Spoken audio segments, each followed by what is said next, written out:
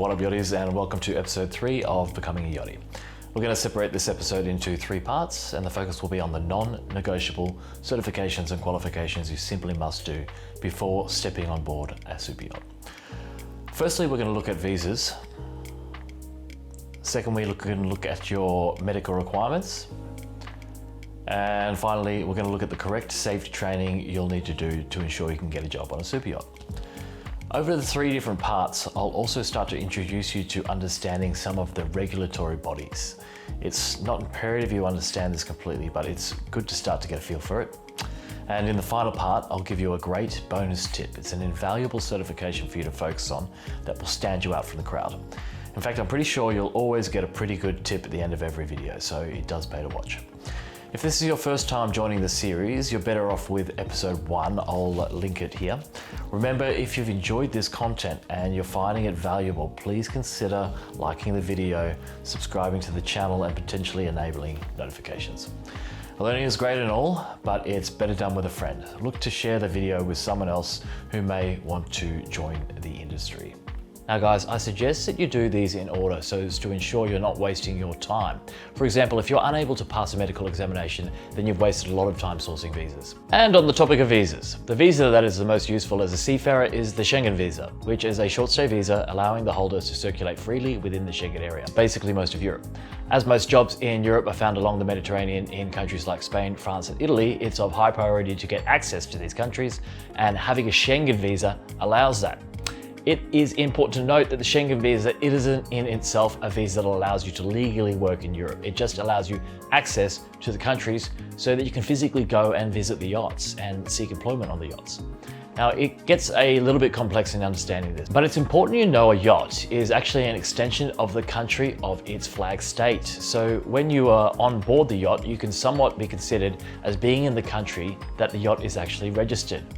This is a simplification of what's actually happening, but for all intents and purposes, that's the way you can consider it. Now, why I say this is because it's important when you're traveling around Europe with your Schengen visa that you're not openly telling anyone that will listen that you're actively looking for work. Whilst you're not doing anything wrong, it's easy to give authorities the wrong idea, and the Schengen visa doesn't in itself allow you to be eligible to be looking for work in Europe.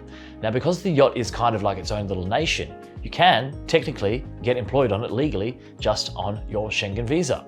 It's up to you on the precautions you take, but it isn't unheard of for people to not take any boat documentation in their luggage or on their person and to courier their documents over to Europe once they're there, so as not to give the authorities any excuse not to allow them entry into the Schengen area. If you are fortunate enough to be like myself, perhaps an Australian or some other first world nation, then a Schengen visa is basically given on entry. There's no application required. Not all people are so lucky, so you need to do your own research and make sure that you will be able to have a Schengen visa in hand when your plane lands in Europe. Otherwise, you'll be turned around and sent back home. On the topic of visas, running a close second in usefulness behind the ability to obtain a Schengen visa is to obtain, or at least have the ability to obtain, a B1, B2 visa, which is for the business and leisure travel in the United States. Again, similarly to the Schengen visa, this is a temporary admission visa only. It's not to be used for obtaining work in America, although with the B1 portion of the visa, you can be there for reasons of business. I'll do a little video on getting your B1, B2 visa in the future, so stay tuned for a link. Now, Americans hate people taking their jobs, so similarly to when you're in Europe, you need to be discreet about your intentions of finding work. It is quite a grey area because whilst you are in America for a reason of business technically, it's also for reasons of employment on a yacht. It will be touched on in more detail in further episodes, but it's important to note that a yacht that is flagged in America is an extension of America and can only employ seafarers that can legally work in America, i.e. American citizens, residents, and green card holders. This comes back to the flag state I was mentioning before, so always keep an eye on the flag flying from a yacht. Obviously, if you're a citizen of a Schengen country, or in fact an American, you have an advantage because you're only needing to obtain one or the other visa, and you have a high eligibility for the other visa. If you come from a country that finds it difficult to obtain visas for these countries and zones, this doesn't automatically rule you out. It just means you'll have to jump through a few more hoops. So don't give up hope.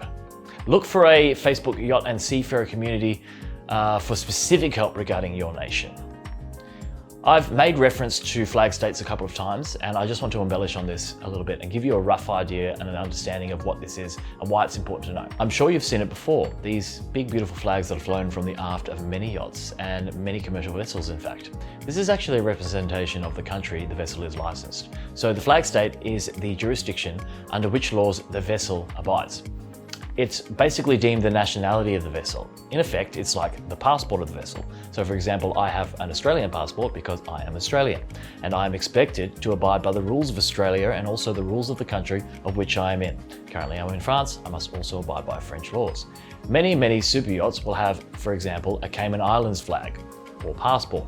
So they'll be expected to abide by the rules and regulations of not only the country the yacht is presently located, but also of the British Overseas Territory, the Cayman Islands. Knowing why is important because it affects which yachts can employ you. Now, I referenced before that if you perhaps saw a yacht flying their American flag off the aft, there's really no point, unless you're eligible to work in America, of trying to obtain work on this boat.